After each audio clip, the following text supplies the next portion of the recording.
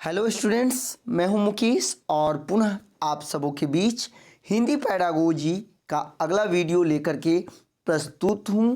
और आज इस वीडियो में हम जानेंगे भाषाई विविधता वाले कक्षा कक्ष की समस्या क्या होती है। आप यहां स्क्रीन पे देख सकते हैं भाषाई विविधता वाले कक्षा कक्ष की समस्याएं।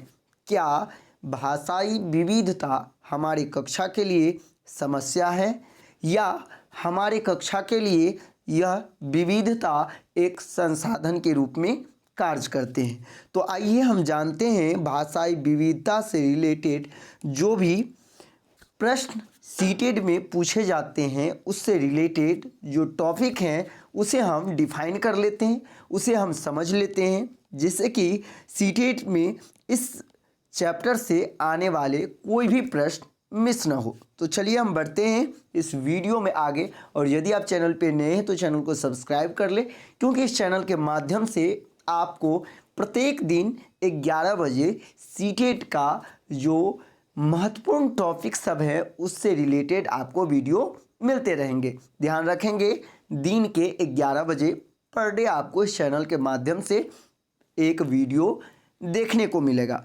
तो चलिए हम बढ़ते हैं और इसमें है पहला टॉपिक है संस्कृति को आदान प्रदान भाषा सीखने का एक माध्यम है।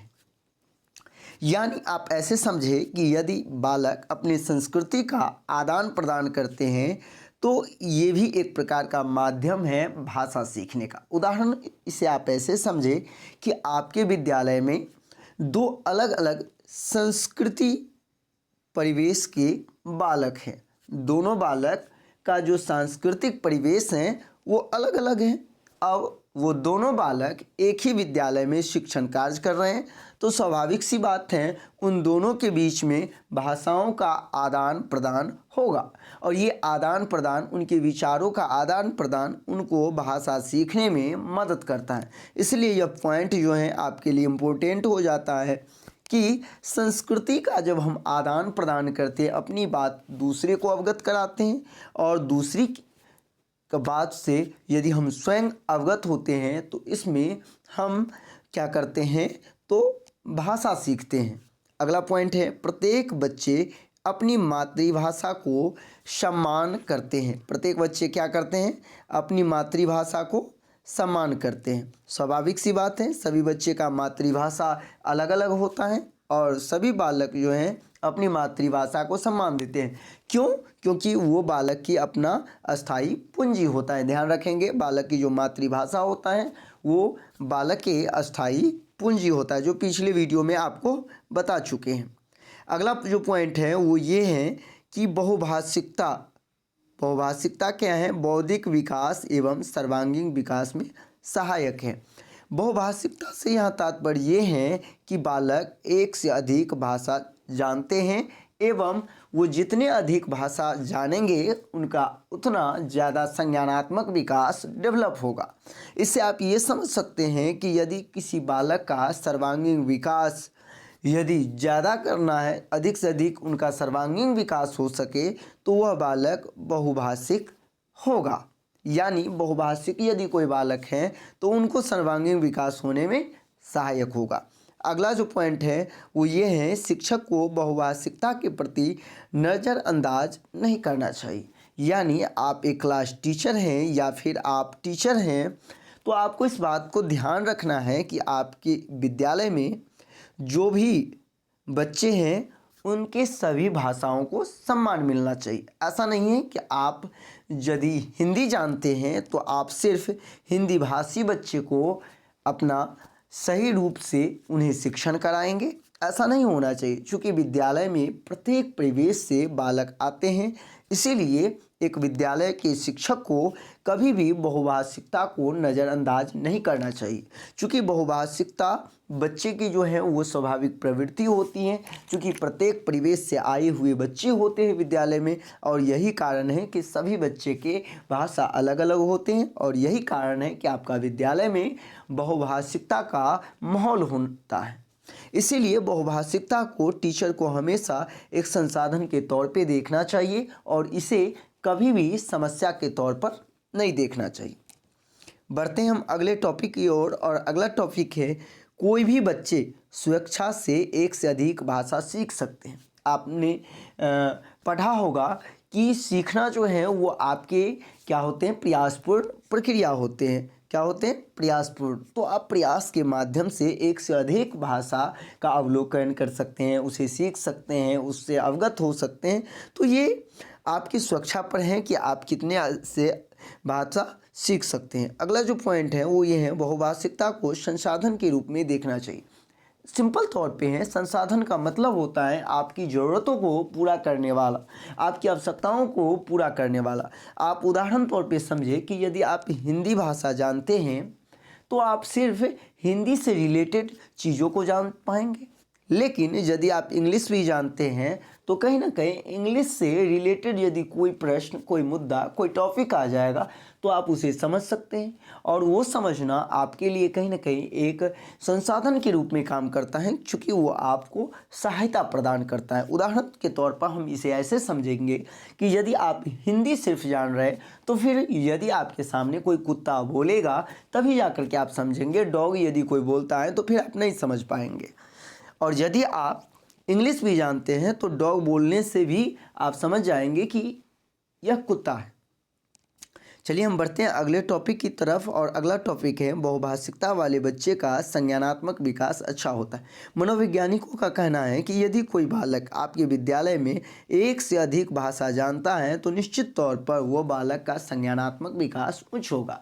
चूँकि जो बालक का मातृभाषा होता है वो तो उनका स्वाभाविक होता है, लेकिन जो अन्य भाषा होता है इसके लिए उन्हें प्रयास करना पड़ता है, और उस प्रयास के लिए बालक को संक्रिया करना पड़ता है, सोचना पड़ता है, विचारना पड़ता है, तर्क करना पड़ता है, उसके लिए अभ्यास करना पड़ता है। तो यदि कोई बालक इतना कुछ कर रहा है और वो एक से अधिक भाषा सीखने की कोशिश कर रहा है तो निश्चित तौर पर हम कह सकते हैं कि उनका जो संज्ञानात्मक विकास होगा, कॉग्निटिव डेवलपमेंट होगा, वो बेहतर होगा। अगला जो पॉइंट है वो है संज्ञानात्मक विकास का सिद्धांत किसने दिया था। तो 3 महत्वपूर्ण मनोवैज्ञानिक का नाम है यहाँ। आप जानते ही होंगे कि संज्ञानात्मक विकास जो कॉग्निटिव डेवलपमेंट है वो जीन पियाजे ने दिया था। जीन पियाजे जो है वो स्विट्जरलैंड के मनोवैज्ञानिक थे, और ये जीन पियाजे जो है वो स्वयं के अपने बच्चों पर ही अपना खोज का आधार बनाया था। याद रखेंगे, जीन पियाजे ने अपना खोज किस पे किया, तो स्वयं अपने बच्चों पर किया। वही नैतिक विकास का सिद्धांत जो है वो कोहलबर्ग ने किया है, और सामाजिक सांस्कृतिक विकास का सिद्धांत वाइगोत्स्की ने किया है, जो कि ZPD,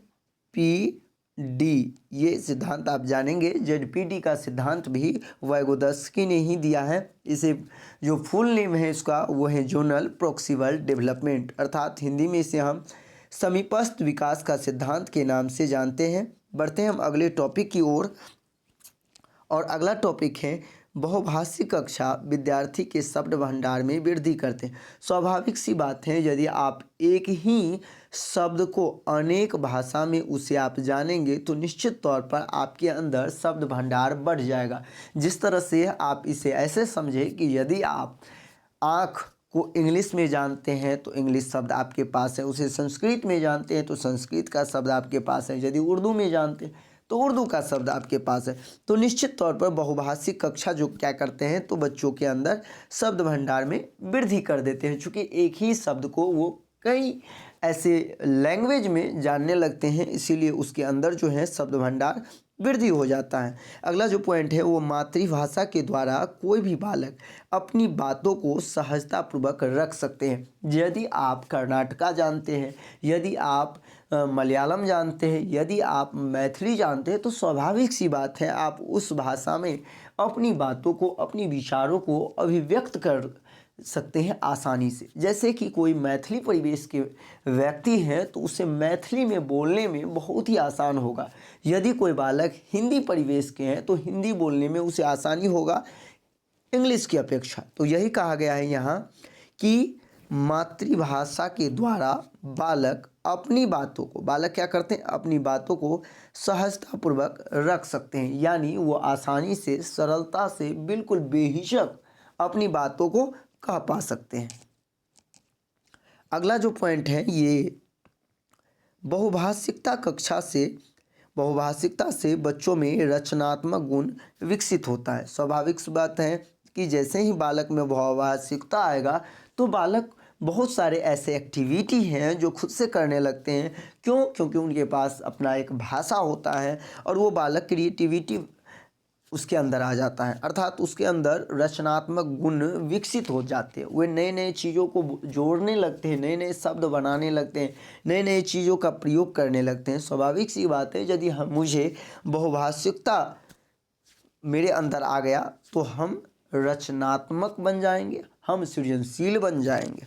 अगला जो पॉइंट है वो ये है, बहुभाषिक बच्चों की असीमितता का निर्माण। असीमित से तात्पर्य यहाँ ये है कि आप यदि बहुभाषिकता आपके अंदर आ गया तो आप एक ही चीज़ों को असीमित रूप से निर्माण कर सकते हैं। आप में असीमितता आ जाता है, यानी वो उसका ऐसा नहीं जो बाउंडेशन होता है। यदि कोई बालक हिंदी जानता है तो हिंदी में वो परिपक्व हो सकते हैं, लेकिन सोचिए यदि हम कह सकते हैं कि ये बालक बहुभाषिक है, हिंदी जानता है, उर्दू जानता है, बंगाली जानता है, तमिल जानता है, बहुत सारे भाषा जानते हैं, तो ये असीमित है। वो कितना जानते हैं इसका कोई अंत नहीं है। इसीलिए वो बालक में क्या करता है, असीमितता लाता है। आप कह सकते हैं कि यदि कोई बालक बहुभाषिक है, बहुत सारे भाषाओं को जानते हैं, तो निश्चित तौर पर उसका जो IQ होगा वो अच्छा होगा। उसका IQ हमेशा 120 प्लस ही होगा यदि कोई बालक बहुभाषिक है और बहुत सारे भाषाओं का ज्ञान रखते हैं, बहुत सारे भाषाओं वो सीखे। अगला जो पॉइंट है वो ये है कि ट्रिक है। अगला पॉइंट जो है आपका क्या है, ट्रिक है। इस ट्रिक को समझेंगे। ये ट्रिक आपको किसी अन्य YouTube चैनल पे आपको नहीं देखने को मिलेगा, और मिलेगा भी तो इसे बेहतर ढंग से आपको समझाया नहीं जाएगा, सिर्फ ट्रिक मिलेगा। अब हम जानते हैं कि आखिर ट्रिक का यूज हम कैसे करेंगे, कैसे समझेंगे। जैसे कि आपके पास क्वेश्चन कोई पॉजिटिव क्वेश्चन है जिसमें ये पूछ रहा है कि बालक सीखते हैं, और उसमें ऑप्शन दे दिया केवल विद्यालय से सीखते हैं, केवल परिवेश से सीखते हैं, केवल माता पिता से सीखते हैं, और एक चौथा ऑप्शन दे दिया घर से सीखते हैं। तो निश्चित तौर पर पूरे का पूरे ऑप्शन जो है वो कट हो जाएगा और घर हो जाएगा। अब आप कहेंगे कि माता पिता से क्यों नहीं होगा। देखिए ऐसा है कि यदि आप केवल शब्द का यूज करते हैं तो इसका मतलब ये होता है बाउंडेशन लगा दिया, जो सिर्फ माता पिता और कोई नहीं, पिता से नहीं सीखेगा, दादा दादी से नहीं सीखेगा। और ऐसा बिल्कुल नहीं होता है कि कोई बालक सिर्फ और सिर्फ माता पिता से सीखे।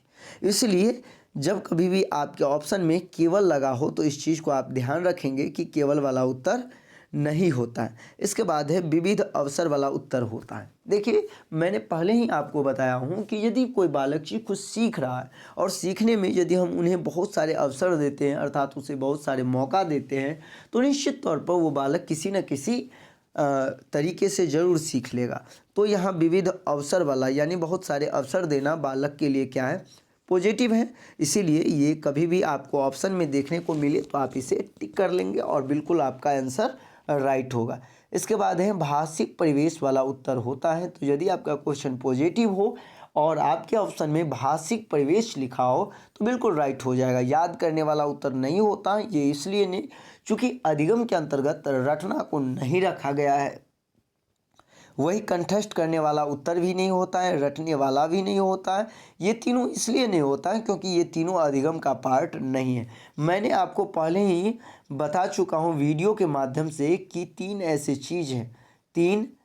चीज़ हैं जिसके अंतर्गत आप जानेंगे कि ये आपका नहीं होता है अधिगम को। क्यों? क्योंकि यहाँ आपको है याद करना। कौन चीज़ है? याद। तो याद करने से क्या होता है, कोई चीज़ आपके जीवन में अस्थाई नहीं होता है, और जो चीज़ अस्थाई नहीं होता है वो आपका अधिगम नहीं होता है। चूँकि अधिगम की जो परिभाषा है वो ये है कि अधिगम व्यवहार में होने वाला अस्थाई परिवर्तन होगा। आप में जो चेंज होगा वो क्या होगा, अस्थाई होगा। तो जब अस्थाई परिवर्तन होगा तभी जाकर के वो अधिगम होगा। और यहाँ रटना, याद करना, कंठस्थ करना ये सब क्या है, तो अस्थाई परिवर्तन है। ध्यान रखेंगे, याद करना, रटना और कंठस्थ करना ये है सब अस्थाई परिवर्तन, इसीलिए इसको अधिगम के श्रेणी में नहीं रखा गया है। और इसीलिए जब कभी भी आपको पॉजिटिव क्वेश्चन मिले तो ये तीनों आपका ऑप्शन में यदि रहे तो आप बिल्कुल इसे काट देंगे, ये कभी आंसर नहीं होगा। इसके बाद है अधिकाधिक वाला उत्तर होता है और अलंकार वाला उत्तर नहीं होता है, क्योंकि बच्चे होते हैं प्राथमिक स्तर के होते हैं, उन्हें अलंकार की शिक्षा देने से कोई फ़ायदा नहीं होगा, वो अभी समझ नहीं पाएगा, इसीलिए हम अलंकार नहीं देंगे। अब यहाँ देख सकते हैं अनुकूल एक शब्द है जो अक्सर आप लोग देखे होंगे, क्वेश्चन में आता है अनुकूल और प्रतिकूल। तो याद रखेंगे अनुकूल जब भी लगा हो प्रश्न में तो आप समझ जाएंगे ये पॉजिटिव है, और जब प्रतिकूल लगा हो तो समझ जाएंगे ये निगेटिव है। तो इसी तरह आपका जो ये टॉपिक है वो ख़त्म हो चुका है, और अब अगले दिन पुनः आप याद रखेंगे 11 बजे दिन के पुनः आपको वीडियो देखने को मिलेगा। तो जैसे ही 11 बजे आप क्या करें तो हमारे YouTube channel CTT success classes को विजिट कर ले और वीडियो को देख ले, जिससे कि आपको प्रत्येक दिन जो हमारे ओर से दी जा रही शिक्षण है वो प्राप्त हो सके और निश्चित तौर पर आप सीटेट में क्वालिफाई कर सकें। मिलते हैं नेक्स्ट वीडियो में नई जानकारी लेकर, तब तक के लिए जय हिंद। एक एडिशनल इन्फॉर्मेशन आप सभी को दे दूं कि यदि आप इसी तरह पेपर 1 के पूरे ऑल सब्जेक्ट का यदि आप नोट्स लेना चाहते हैं तो निश्चित तौर पर आप 8873794919 इस पर आप संपर्क कर सकते हैं, जहां आपको कुछ मामूली शुल्क दे करके अपना नोट्स आप ले सकते हैं। कुछ मामूली शुल्क आपको लगेंगे, जिसके लिए आप इस नंबर पर विजिट कर सकते हैं, जहां से आपको नोट्स प्रोवाइड कर दी जाएगी। मिलते हैं नेक्स्ट वीडियो में, धन्यवाद।